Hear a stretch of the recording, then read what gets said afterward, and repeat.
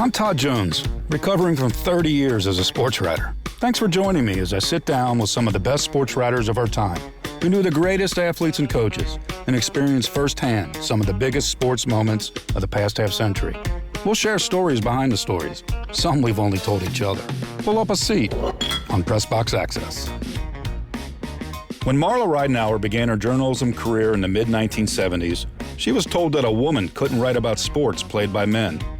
She helped knock down that ridiculous barrier. In fact, she's been covering the NFL since 1981. Nearly all those 40 years have been spent writing about the Cleveland Browns, which means Marla deserves a Purple Heart. She covered numerous Super Bowls, Kentucky Derbies, and the final British Open played by Jack Nicklaus.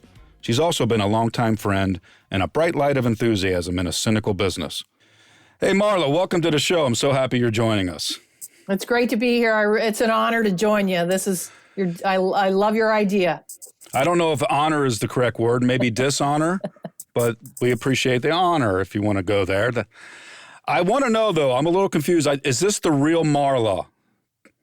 Because most times when I'm with Marla Ridenour, we are in a losing locker room interviewing losing NFL players about what went wrong. We've done that a lot in the last 25 years or so.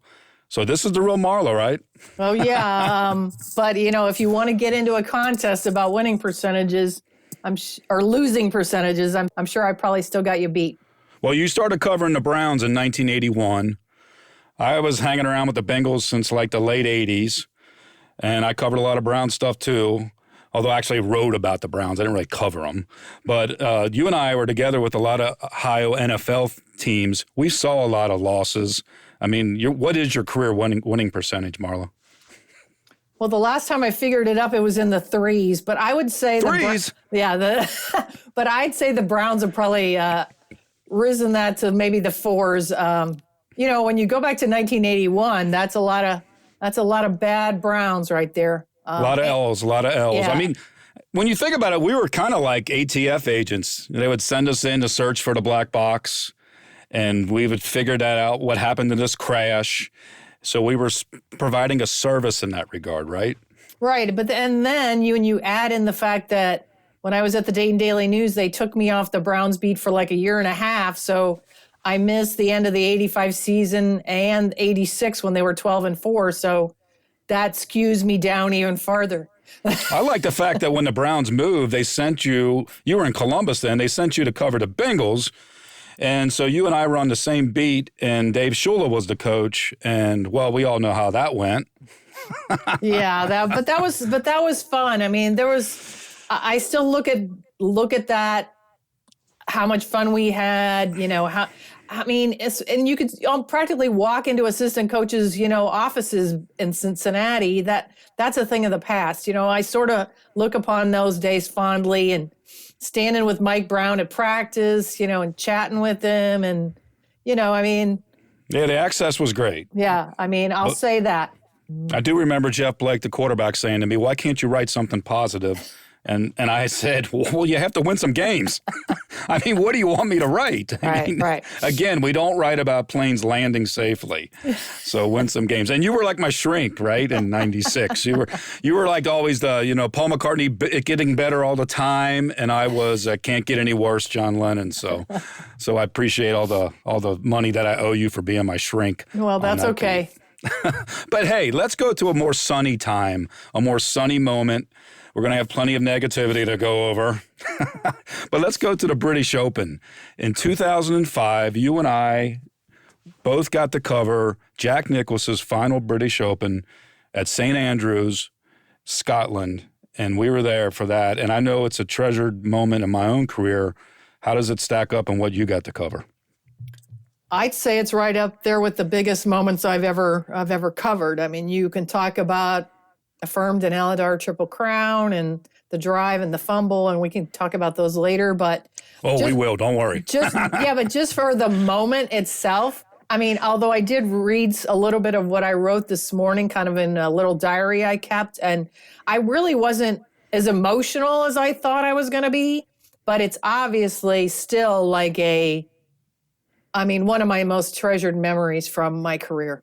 Yeah, I think at the time, I used to play a lot of golf. Back, it's back before I had kids and I had time. But just going to the old course itself, the birthplace of golf, and then you add in that it was a major championship, and then you add in that it was Jack's final Open. There was just a lot of history swirling around there. Do you have any specific memories about that week? Well, it's you and I probably have the favorite one, and I did look this up. It was on the 9th hole when Jack's teeing off at the tees above our heads, and you and I were crouched down kind of below this hill. And oh, I know where you're going with this. Wait a minute. Let me set this up. I was only there because Bob Baptist, our longtime golf writer at the Columbus Dispatch, did not go. And so Jack Nicklaus was always used to dealing with Bob Baptist. So, all right, go ahead. Jack hits his tee shot. So Jack hits his tee shot, and he comes down off of this little hill and walks right beside us, and he looks over at you and I, and he says, and well, he's specifically looking at you, and he says, "Where's Bob?" And I mean, here he is in like the most memorable round, you would think the most memorable round of his life, and he's wondering, where in the heck is Bob Baptist? I will never forget that as long as I live. And the cool thing about that too is, there were a lot of people there that were there for the first like 3 or 4 holes. Then they didn't go out to the back 9, which kind of juts out into the water. So there weren't that many people out there. And then they, picked up like 15, 16, they rejoined Jack. So I felt like that was almost a private moment for you and I with Nicklaus that not a whole lot of people got. Yeah, we got to walk. I think we walked all 18 holes. I mean, who wouldn't, right? It's Nicklaus. His playing partner was Tom Watson. It's the old course, and you're going to sit in the media tent and not go out and walk and see the detail and experience it. I know I wasn't going to miss it. I remember too the course itself. You see it on television, but when you're there, it sounds crazy to say, but it's not really impressive. I mean, it is because of the history, but it doesn't look like an American golf course like we're used to, right? It just kind of looks like this rolling, I don't want to say cow pasture, but it's just real flat. I mean, rolling, but the grass is kind of brownish, and there's no trees. There wasn't a lot of things that we're used to seeing, right? No, I mean, I was struck with how brown it was. I mean, it's like, it's not like they're spending tons of money. I mean, it's a public course. I mean, they're not spending tons of money, but there really aren't any trees. I mean, there wasn't much shade, I think I was sunburned even though I had sunscreen on, but I mean, I think the beauty of it is the part that's, when you get close to the water. Yeah. And just seeing Nicklaus, he played really well. I went back and looked at that. I'm like, if he had putted well, I mean, he would have made the cut at his age, which was unbelievable. And even on the last hole, right, he does a ceremonial on the bridge. And I remember looking at that going, this looks like something out of a movie. And then, even Tom Watson was crying. And they go up the fairway. And then Watson had to make a putt to make the cut, and he made it. And then Nicklaus had a putt, probably a good 12-footer downhill, curved. And, of course, Jack being Jack, he made the putt. Yeah, I mean, I think that was I think that's what made it perfect, even though, he didn't play, like lights out. I mean, it was just the perfect, the competitor finished it off, perfectly. Yeah. And you mentioned the town. What a great place, right? I mean, the course basically just sits as part of the town. I mean, you walk 30 yards off the 18th fairway and there's a street, there's cars, there's stores, there's pubs right on the fairway. Did you expect to see that? I mean, you've seen photos, but to see it in person, what kind of perspective did that give you? Well, I guess I was most impressed by, or, surprised by the fact that the town is small and it's all kind of crowded in there, and, you can walk everywhere. I mean, I would highly recommend for anyone that wants to go somewhere, that's definitely worth it. But, it was kind of if you've got the graveyard where old Tom Morris is buried and, right. All those, like churches that are like partially destroyed, but they're still there. I mean, it's from just. From the wars, yeah. Yeah, from the wars, and the bombings. And I mean, it was just, the whole thing has got a magical quality to it, I think. Yeah, it's funny. The only thing I was a little disappointed in, we didn't really get the typical British Open weather. I think there was like 9 holes where it rained sideways and the wind was howling. But you're right, we got a lot of sunshine, and which was great and was fun. But I was kind of hoping to experience that, off the North Sea where the storm's coming in and guys are hitting balls all over the place. But still, what a magical place. And the town had a few pubs, right? Oh yeah, we. In fact, I think it was my last day there. After the round was over, I went to one that was right by the 18th, right outside the course, and the locals treated me like a local. It was great. They were very friendly. It was really something. Yeah, and then at night you would leave the pub, and then you'd be walking back towards your dorm room at the university, and you'd cut across the course, and people were out walking around on the course. It's like a city park, even during the tournament, right? There were people walking their dogs on the 18th fairway. Yeah, I mean, it's like, it's not like it's hallowed ground that you don't tread, you fear to tread on. It's like, it's part of everyday life there. I mean, that's what's, I guess when I contrast it to the times I've been to the Masters in Augusta, it's like you're afraid to mess up a blade of grass. Well, that's not the feeling at St. Andrews. Well, that was one of the great moments that we shared together. We also share a home state. I'm from Kentucky, although actually it's northern Kentucky. I was 5 minutes from Cincinnati across the river. Cincinnati didn't like us. Kentucky didn't like us. But I'll say I'm from Kentucky. You're actually from Kentucky. You're from Louisville, or as they say, Louisville. And you grew up there. And then you went to Eastern Kentucky University, and you started your career at the Lexington Herald-Leader in 1976. What was it like to break into the business in your home state?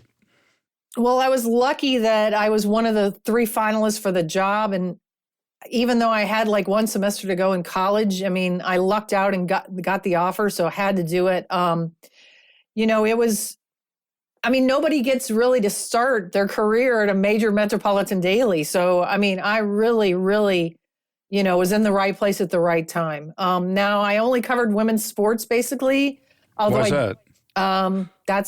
They hired me to cover the Kentucky Lady Cats. That was kind of my niche. They didn't really, they weren't ready to put a woman on a major, men's sport. So, but I did horse racing. I covered Keeneland, the Kentucky Derby, small college like Transylvania basketball. I did, men's games there. But generally speaking, I wrote about the Kentucky Lady Cats basketball team. And, I wrote columns about, women, in the area that were, good athletes. So they weren't quite ready to have you go do men's sports. That says the late 70s, right? Yeah,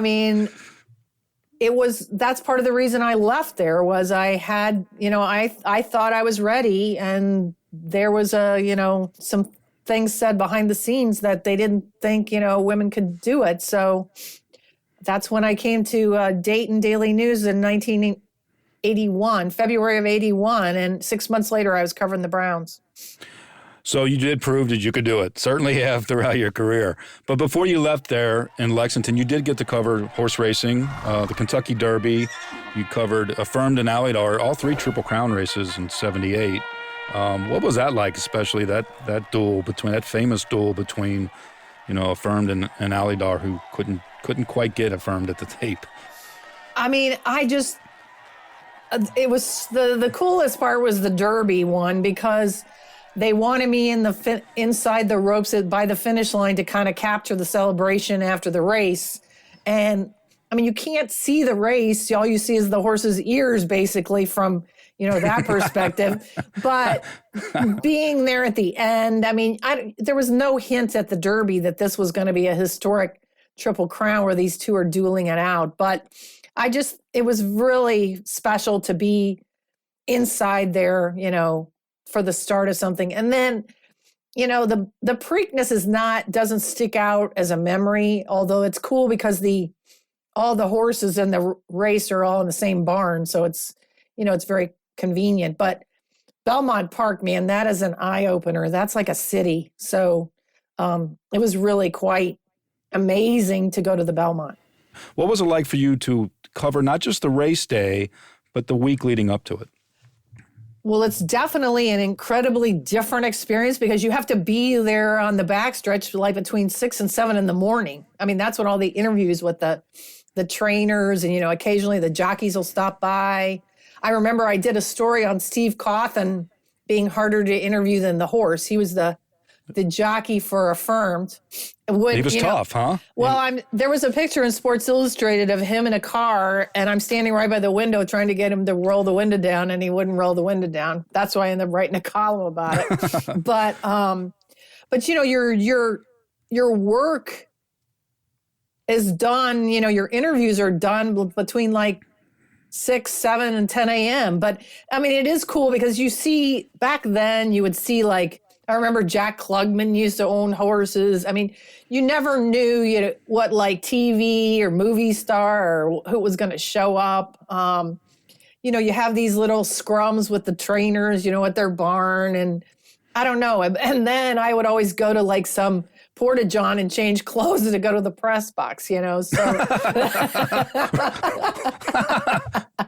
Didn't you have a great moment with the famous LA Times columnist Jim Murray at a Kentucky Derby?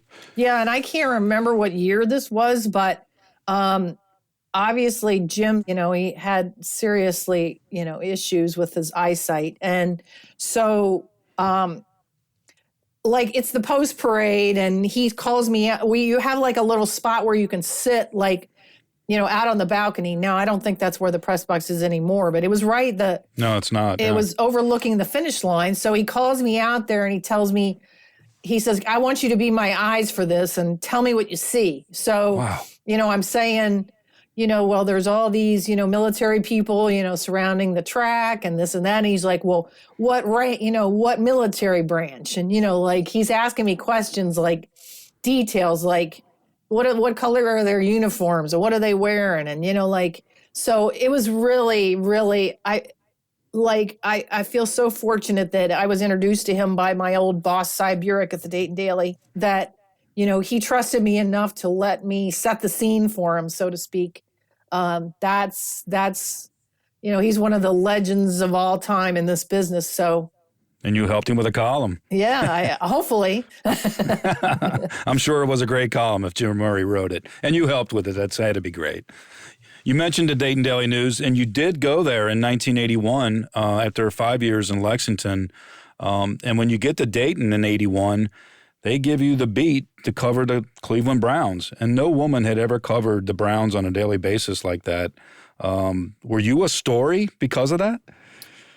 Well, my boss, the sports editor, Ralph Morrow, said, I don't want you in the headlines. I mean, basically, he said, you're not going to be the story. I mean, he told me that, right off the bat. But there was when they first sent me to training camp, Sam Ratigliano was the coach. Training camp was at Kent State.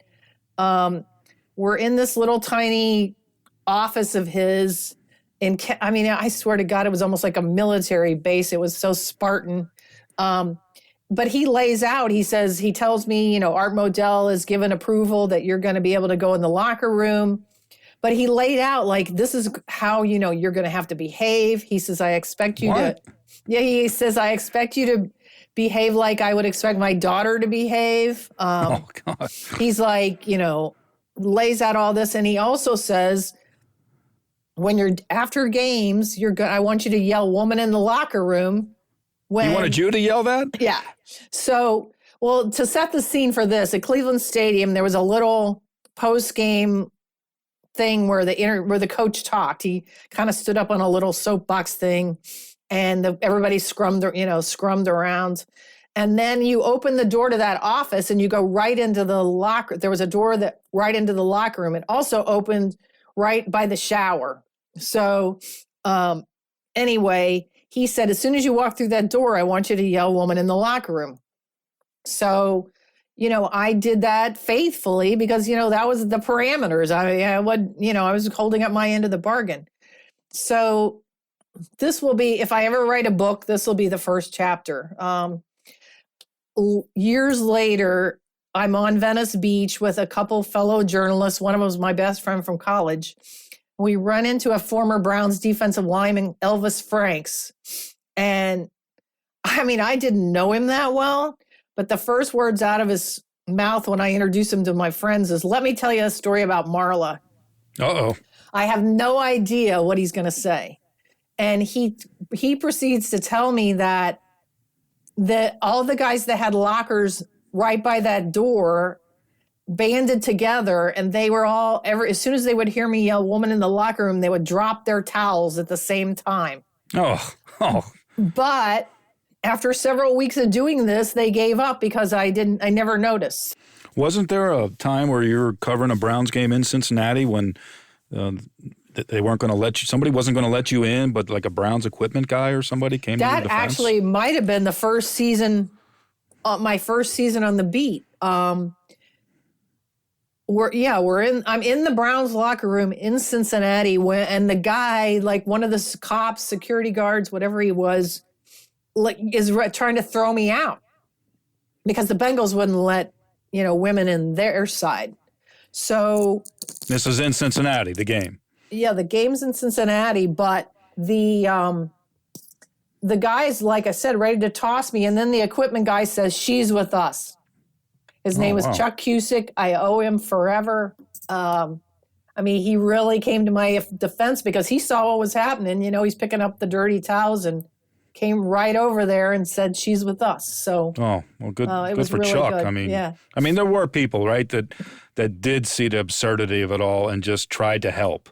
And, because of people like yourself and other women sports writers, you did break down those walls and pave the way for so many female journalists today, which is great. I will say this, though, I covered the Bengals, Super Bowl in 81, and they wouldn't let me in the locker room. So I was covering the opponent. So that led to, some memorable moments for, I think that was the Ice Bowl year too. So, So even the Super Bowl itself, they had different standards depending on which team it was. So you got to go in the 49ers locker room after they beat the Bengals, but the Bengals wouldn't let you in the locker room at the Super Bowl? So I turns out and because I was working for an afternoon paper, some of the, the morning guys were still writing. So I'm kneeling at Joe Montana's feet. Like I could practically touch him. I was so close because there weren't that many, but the Bengals wouldn't let me in. I remember when they played the Chargers, I wasn't sure what the Chargers policy was. So I just ducked in there before anybody said anything. And Chuck Muncie gives me this look, like raised eyebrow look, but he didn't say anything or, holler for help or whatever. Wow. I just dashed in there. So, we were kind of on our own. It was not a mandated league thing at that point. Wow. So that first year in 81 ends. You cover the Browns, but it ends with the Bengals being in the Super Bowl. Right. And, they lost, right? Right.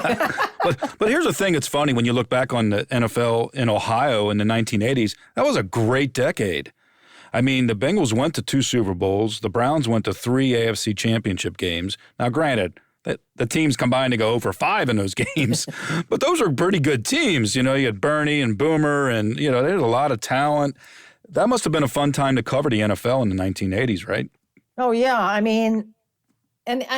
can't even say that the drive and the fumble were that. They were bad, but you're still in the championship game. Well, of course now, because you're being so positive, I got to drag you into negativity. And you've already mentioned the drive and the fumble.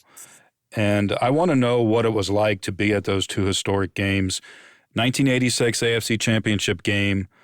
Broncos-Browns in Municipal Stadium in Cleveland. What was it like to cover that particular game? Well, the drive was just, we were allowed to go down on the field for the final 2 minutes. So I'm watching that from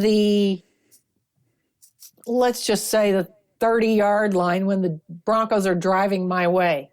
Are you behind the Browns bench? Is that where you are? Yeah. Well, you're on the Browns side of the field, but you're all, like I said, the Broncos are coming towards you. And, there's that crucial third down, I think it was 3rd and 16 or 18. Actually, it was 3rd and 18. Yeah. And less than 2 minutes to go. Right. 3rd and 18. All of us in the media are thinking, like I said, we're going to the Super Bowl, even though you're seeing what Elway is doing. But then that third down, you go from the euphoria of the getting the sack to set up 3rd and 18, and then you see the pass. And I was really good buddies with Carl Hairston. I mean, the ball just barely cleared his fingertips. You know, he had his hands up. I mean, it's just almost like frozen in time. I can see that ball, you know, coming over the defensive lineman. And it's just like, I don't know that. I mean, the deflate. I mean, I guess we were just as shocked as the players because, you know, we're standing there all giddy, kind of like, you know, not believing that this is going to happen. What was John Elway makes a 3rd and 18 completion for 20 yards to Mark Jackson to keep the chains moving. What was the feeling like on the field? Could you feel the tension among the crowd? Was it loud? What was it like on the field itself? I don't remember it being very loud. I think everyone was sitting there in horror, but I mean, I'm not sure. If I can remember exactly the sound, I'm sure it was loud, you know, when they're trying to make noise, you know, during the play, but I just remember it being relatively everyone in shock. Yeah. And Elway completes the drive. They go 98 yards, 15 plays, touchdown pass to Jackson with 37 seconds left, forces overtime, and then, of course, the Broncos kick the field goal. I still have the play-by-play in the closet, so I'm not throwing that away. Have you taken it out and looked at it again? Anything, notes that jump out to you? No, but I still have that and the foam. I mean, I keep those things, God knows. Even when I cleaned out everything early in the pandemic, I couldn't bear to throw that out. Yeah. Well, a year later, not even a full calendar year, really, you're in Denver for the rematch in the AFC Championship game, Browns at Broncos. And it really wasn't a good game the first half, but the Browns rallied. And now you get down to the last minute, and the Browns are driving to tie the game. And, of course, you know, with a minute 12 left, Ernest Biner, as he's going into the end zone, fumbles the ball at the 1 yard line. Were you on the field for that also? I don't think I was I don't remember that one being on the field. Although I do remember one time going down to the field in Denver where they were throwing beers on us. So maybe we were. But that one, I mean, God, I felt horrible because, you know, Biner is such a good person, but. And he played so well. I mean, they came back in part like because of him. He and Bernie they were played out of their minds in the second half. I mean, at halftime, I thought it was over. I thought the Browns were going to get drilled. So, my biggest takeaway from that was interviewing Biner after the game. I mean, what was that like? Well, I mean, they brought him out of the locker room and we're standing like by this concrete, you know, support thing and out, you know, at the stadium outside. And I mean, he was just so classy about it. I just can't imagine the pain, you know. I mean, that I got to give him credit. I mean, those guys, all those guys back in the day, even going back to Sipe, there were no like, you know, post-game interview, you know, you stand at a podium. It was like waves after waves of, you know, sometimes of reporters coming. And Biner stood there and took every question, you know, and was just such a class act. Well, you mentioned this guy's name. We're talking Browns. Bill Belichick. Bill Belichick coached the Browns, for 5 seasons in the early 90s? It was 91 to 95. 95, yeah. So you're around Bill Belichick, and the thing to remember is, well, first off, the Browns fired Paul Brown and they fired Bill Belichick, which when you think about it, that's got to be some kind of like record. Fire Paul Brown, the guy who basically invented modern football, and Bill Belichick, the guy who's dominated it in the last 20 years. But Bill Belichick was not the Bill Belichick we know now as a great success when he was coaching the Browns. Tell me about covering Bill Belichick in the early 90s with Cleveland. Well, in a sense, he was sort of the Bill Belichick we know just because he was so tight-lipped. I was, you know, living in Columbus then and driving 2 hours, and you could be in a great mood. I'd be listening to Luther. I'd be all jacked up, and 30 seconds into Belichick, your day is shot, you know, just, you know, like just because he just had a way of putting a damper on on the day with his, I only go by what I sees and I'm not a doctor and, those kind of comments. But but the most classic moment, well, I actually have two, but the first one was when he's under fire and they're, chanting Bill must go, outside the locker room after the games. And you could hear it outside? Yeah, because it was that same little room where Sam Rutigliano talked, where he was talking, and it's just like a wooden door separating it from the concourse, so people would stand out there and yell during the post-game press conference at him. So no, it's like the French Revolution. They got a guillotine up, they're ready. Yeah, but so it was like it was during the week after that was all going on, where I wrote something for I wrote a note in the Dispatch about how he had the Brecksville police guarding his house, and back then, the media room had a payphone. So one of the PR people comes up the next day and said, Bill's going to call you on the payphone. So in the payphone, had a little room. I shut the door, to talk, and because I knew this wasn't going to be good. And is that where Superman would occasionally go in? Yeah. So anyway, he's like livid that I would write this and that the cops are guarding his house. And why? You didn't? Why? And I said, well, Bill, I didn't put your address in there, and I really don't think anybody's going to drive up from Columbus and drive around Brecksville looking for, the protective detail at your house. But this went on. I swear to God, it felt like 30 minutes. 30 minutes? I don't know how long it was, but it felt like 30 minutes. I don't think Belichick has talked for 30 minutes in the last decade. But I believe you.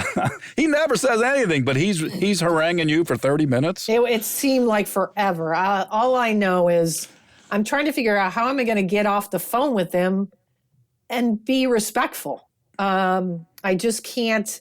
And I'm like racking my brain, like, what do I do? So finally I say, well, Bill, I don't think you know me very well if you think that I would do anything to endanger your wife and kids. And I basically said something to the effect of, I think we've said all we can say on this matter. Technically I sort of did hang up on him, but I had to figure out a way. Whoa, you hung up on Belichick. Well, sort of yes, and sort of, like I said. No, let's say it. Marla Ridenour hung up the phone on Bill Belichick. Well, I don't know. But anyway, needless to say, our relationship with all the Cleveland media was adversarial, to say the least. But I think he might have warmed up to some of us since, but it was very, very frosty when we were in the 90s together. Well, I was at a Super Bowl media day once when it was, I think, the Patriots and the Panthers down in Houston. And I just spent most of the media day just trying to hang around Belichick's little stand where all the media were around just to see if he would crack. And I remember even tossing in a few oddball questions, and, he would look at you like you had three heads, and he just was not going to play the game. And all right, I got it, The NFL is making $9 billion. They don't need this guy to entertain you. And it's not even entertain you. It's just inform the fans who were reading these stories or watching the TV news or listening on radio. But he wasn't going to do it. And I guess you can't argue. Look at all the Super Bowls he's won. I will say this. After the last game at Cleveland Stadium in 95 was the most, forthcoming he was. Maybe not after the game, but he brought his family down on the field. I read back one of my stories after that. Maybe it was a day or two later. He was very forthcoming about his emotions and what he was feeling with his family. That's the only time that I remember actually maybe seeing a little bit of the inside of Belichick.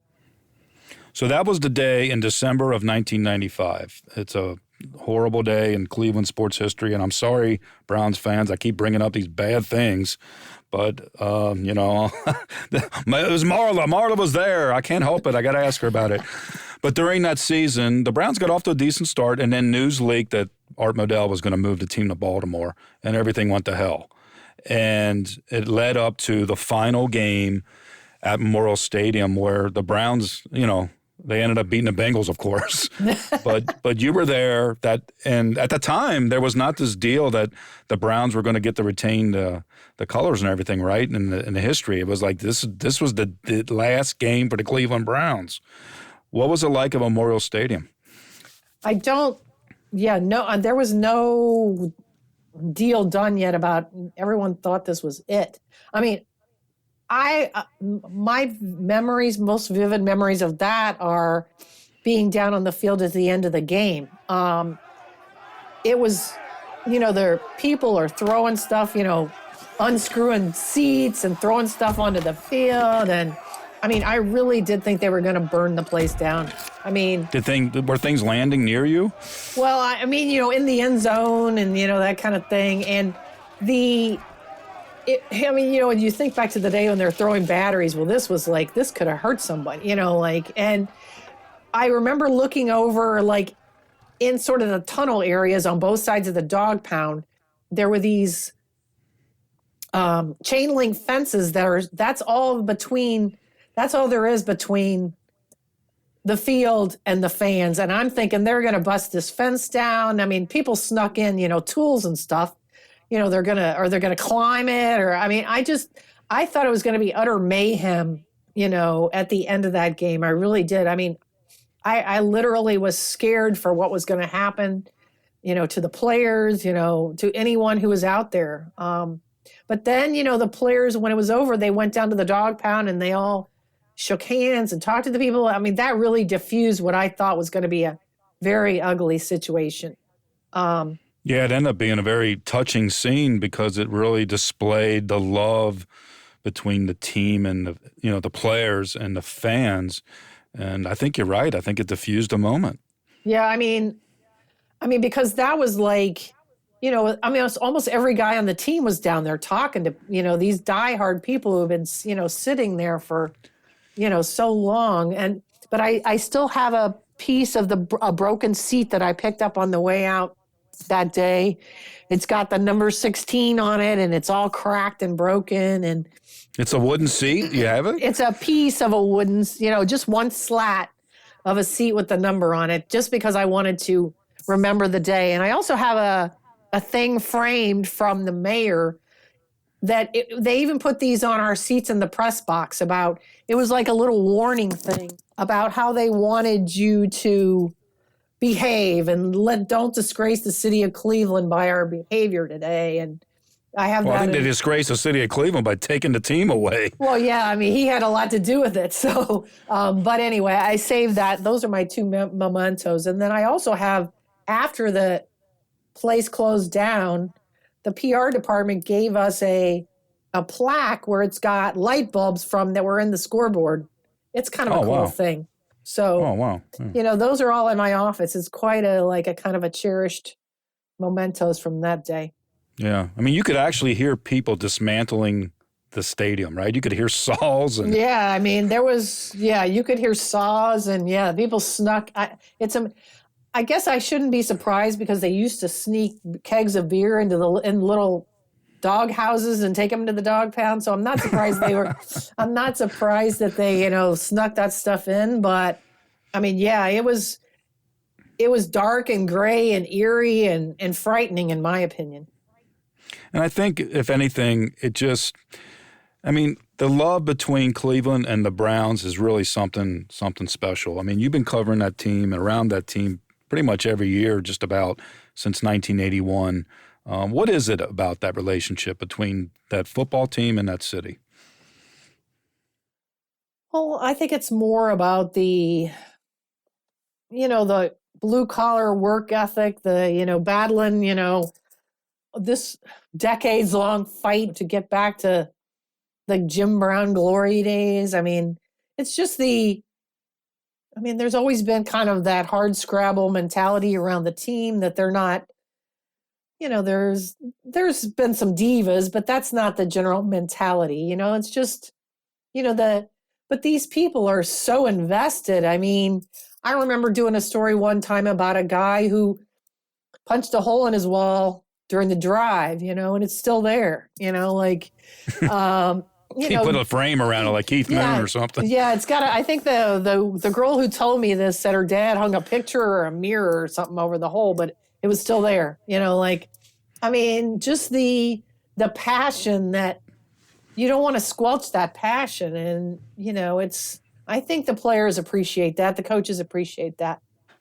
All right, so that gray, eerie scene on the lakefront when the stadium is literally being dismantled, the team is being uprooted and moved away, that has to be the saddest day in Cleveland sports history. You were there for that, but years later, you were also in Cleveland for probably the happiest day in the city's history, at least in 52 years. You were there on June 22nd, 2016, when the Cavs had their victory parade 3 days after they won the NBA championship at Golden State. What was that scene like in Cleveland?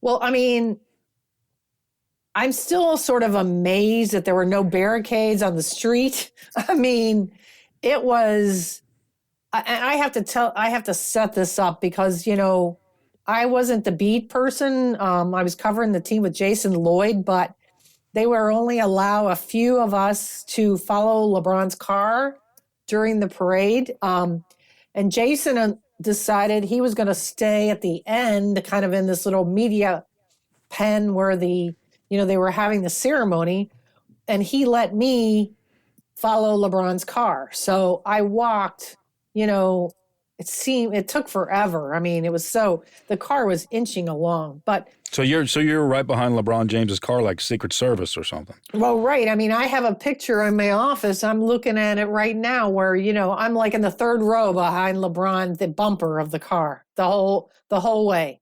But like I said, there's no barricades. At the beginning, they try to use cops with bicycles to sort of like keep the people back, but that didn't even work for like 5 minutes. No, that's done. There was 1 million people there. Think about that. First championship in 52 years, 1 million people turn out in downtown Cleveland. It's a sea of humanity. That was just following LeBron. The people got closer and closer, and, eventually they got somewhat, what are you doing here? Like I bailed out right before he turned into the area where they were having the celebration, for TV.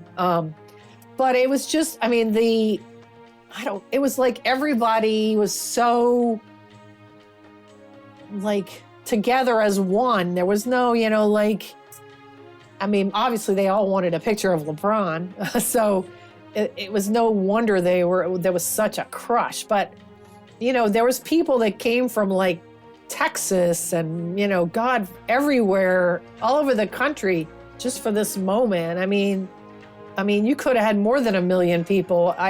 If it had been a little bit better organized. The whole thing was just the joy, the scenes that you saw along the way. My favorite one was actually before it even started, when the team got together in what was Quicken Loans Arena then, and then they came out to get on, in these cars and these floats, and Ernest Biner is there, and he's like, and he talks to Ty Lue. Ty's like, well, what are you doing for the parade? And he had I think Biner had his wife with him too.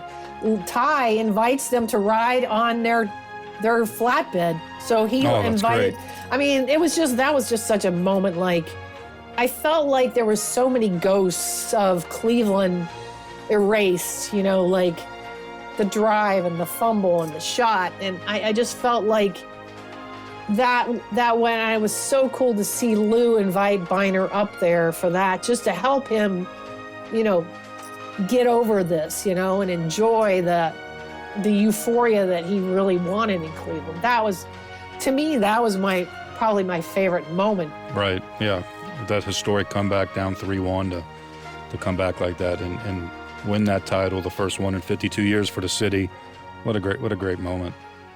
Marla, you're still doing it. You've been covering sports for what? This is your 45th year, I believe? Oh, God, I'm past counting because, you don't want to remember. Well, all right. But you know what? In all seriousness, what an amazing career. You got to cover some great moments, big-time athletes and coaches. You got to go places. What keeps you going? You're still fighting a good fight for the Akron Beacon Journal. What keeps you going? I hate to say this, but I really want to see the Browns get to the Super Bowl. I mean, not for the fan part of me, but I feel like I've spent, since 1981 covering the NFL, and you know how you always root for the good story. I'm rooting for the good story for me too.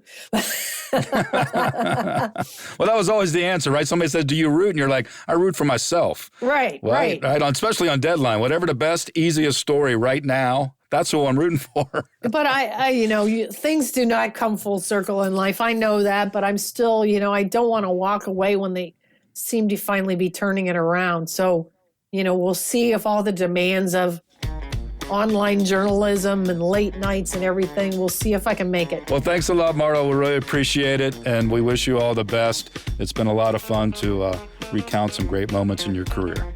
Thanks so much. It's great being here. Thanks for listening to Pressbox Access. You can find us here with a new episode every other Wednesday. If you enjoyed this episode, please be sure to subscribe and follow us on Apple Podcast or on your favorite podcast app. We'd love for you to review us. 5 stars would be nice. Follow us on social media. Drop us an email at pressboxaccess@gmail.com. And be sure to spread the word. Everyone is welcomed here. This has been a production of Evergreen Podcast. A special thank you to executive producers Michael D'Aloia and Gerardo Orlando, producer Sarah Wilgrube, and our audio engineer Dave Douglas. I'm your host, Todd Jones. It's closing time. Rock on.